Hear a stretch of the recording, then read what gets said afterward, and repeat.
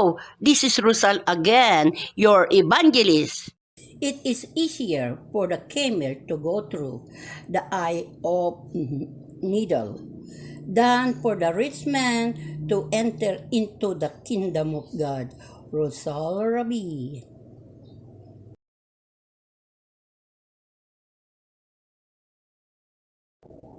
At sinabi ni Jesus sa kanyang mga alagad, "Katotohanan sinasabi ko sa inyo, mahirap na makapasok ang isang taong mayaman sa kaharian ng langit." Mateo 19:23-26. At muling sinasabi ko sa inyo, magaan pa sa isang kamelyo ang dumaan sa butas ng isang karayom kaysa isang taong mayaman ang pumasok sa kaharian ng Diyos. At nang marinig ito ng mga alagad, ay lubhang nagtaka, pagsabi, "Sino nga kaya ang makaliligtas?" At pagtingin ni Jesus ay sinabi sa kanila, "Hindi mangyayari ito sa mga tao. Datapwat sa Diyos ang lahat ng mga bagay ay mangyayari. And again, I say unto you, it is easier for a camel to go through the eye of a needle than for a rich man to enter into the kingdom of God." When his disciples heard it, they were exceedingly amazed, saying, "Who can be saved?" But Jesus beheld them and said unto them, "With men this is impossible, but with God all things are possible." Peter said, "We left everything and went with you. What is for us?" Nang magkagayoy, sumagot si Pedro at sinabi sa kanya, "Narito, iniwan namin ang lahat at nagsisunod sa iyo. Ano nga baga ang kakamtin namin?" At sinabi ni Jesus sa kanila, "Katotohanan sinasabi ko sa inyo, na kayong nagsisunod sa akin sa pagbabagong lahi, pagkauupo na ang anak ng tao sa luklukan ng kanyang kaluhatian, kayo na may magsisiupo sa 12 luklukan upang magsihukom sa 12 angkan ng Israel." Then answered Peter and said unto him, "Behold, we have forsaken all, and followed thee. What shall we have therefore?" And Jesus said unto them, "Verily I said unto you, that ye which have followed me in the regeneration, when the Son of Man shall sit in the throne of his glory, ye also shall sit upon 12 thrones, judging the 12 tribes of Israel." Ang istorya ng binatang mayaman lumapit sa Panginoong Hesukristo. Mateo 19:16-22.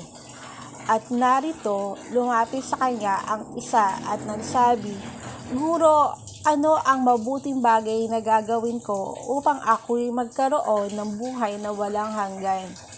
At sinabi niya sa kanya, "Bakit mo itinatanong sa akin ang tungkol sa mabuti? May isa na siyang mabuti, datapwat kung ibig mong pumasok sa buhay, ingatan mo ang mga utos."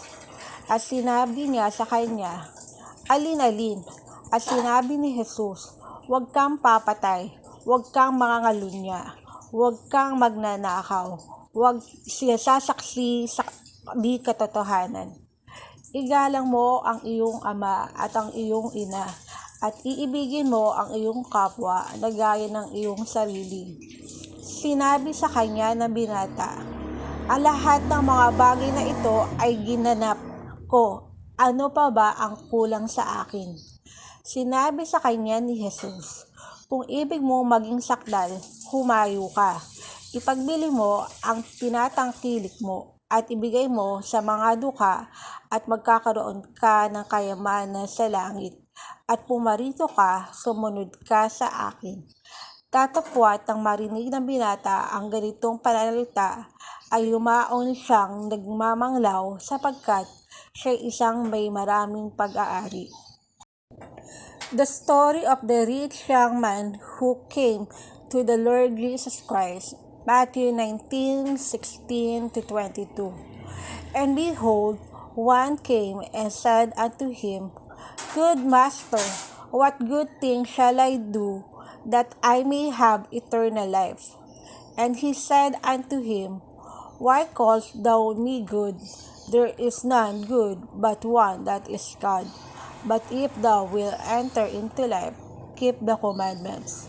He said unto him, Which? Jesus said, Thou shalt do no murder, thou shalt not commit adultery, thou shalt not steal, thou shalt not bear false witness.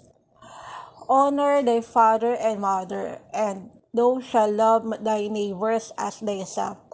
The young man said unto him, All these things have I kept from my youth up. What lack I yet? Jesus said unto him, If thou wilt be perfect, go and sell that thou hast, and give to the poor, and thou shalt have treasure in heaven, and come and follow me. But when the young man heard that saying, he went away sorrowful, for he had great possessions. And to leave the relatives and those who are all because of the Lord Jesus Christ. At ang bawat mag-iwan ng mga bahay o mga kapatid na lalaki o mga kapatid na babae, o ama o ina o mga anak o mga lupa dahil sa aking pangalan, ay tatanggap ng tig-100 at mapagsisimana ng walang hanggang buhay. Datapwat maraming mga una ng mga huhuli at mga huli na mauuna. And everyone that had forsaken houses, brethren, or sister, or father, or mother, or wife, or children, or lands, for my name's sake, shall receive 100-fold, and shall inherit everlasting life. But many that are first shall be last, and the last shall be first. Huwag po kayong matakot sa mga mayayaman ay mahirap makapasok sa kaharian ng langit. Do not be afraid of the rich. It is difficult to enter the kingdom of heaven. May mga tao din pong mayayaman sa Biblia na naligtas, pero gayahin po ninyo para po kayo magmana ng kaharian ng langit. There are also rich people in the Bible who were saved.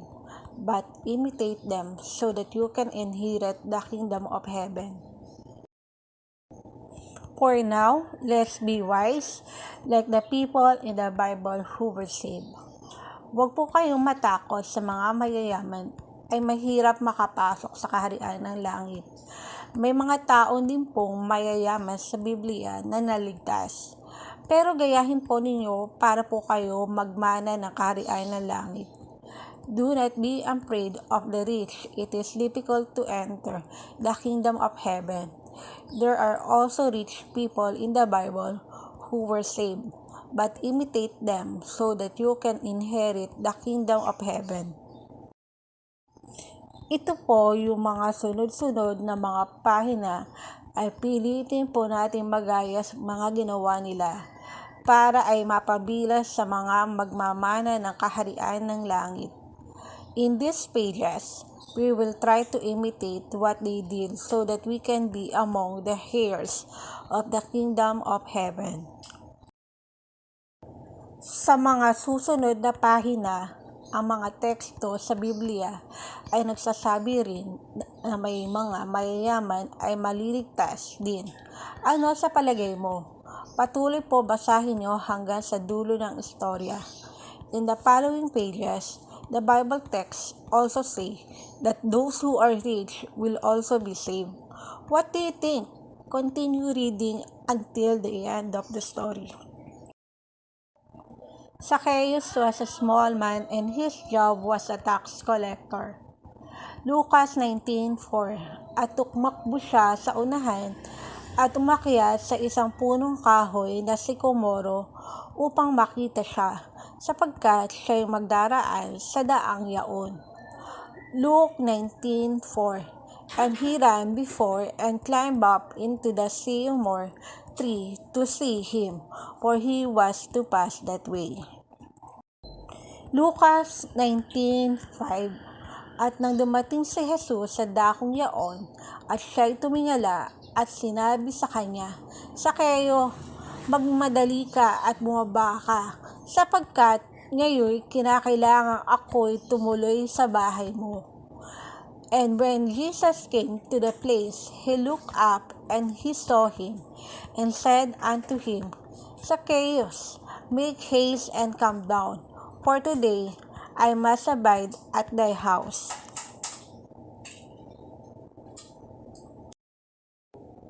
Lucas 19:6-10. At siya'y nagmadali at bumaba at tinanggap siyang may tuwa. At nang makita nila ito, ay nangagbulong-bulungan silang lahat na nangagsasabi, siya'y pumasok na nunuluyan sa isang taong makasalanan. At si Zacchaeo ay nagtindig at sinabi sa Panginoon, Narito, Panginoon, ang kalahati ng aking mga pag-aari ay ibinibigay ko sa mga dukha. At kung sakalit nakasingil ako may daya sa kanino mang tao, ay isinasaoli ko ng makaapat. At sinabi sa kanya ni Jesus, dumating na sa bahay na ito ngayon ang pagkaligtas, sapagkat siya'y anak din naman ni Abraham, sapagkat ang anak ng tao ay naparito upang hanapin at iligtas ang nawala. And he made haste, and came down and received him joyfully. And when they saw it, they all murmured, saying, that he was gone to be guest with a man that is a sinner. And Zacchaeus stood and said unto the Lord, Behold, Lord, the half of my goods I gave to the poor, and if I have taken anything from any man by false accusation, I restore him fourfold.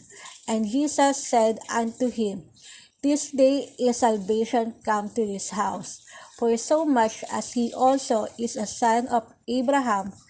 For the Son of Man is come to seek and to save that which was lost. Naligtas po si Zacchaeus. Zacchaeus was saved.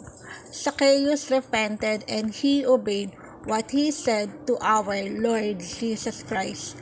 With Luke 19:1-10, dumating ang kaligtasan.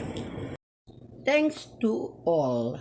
Wait for the second episode. Rosal Rabi. Thanks to all of you. Please watch, subscribe, likes, and share too from Angel's Message Inc.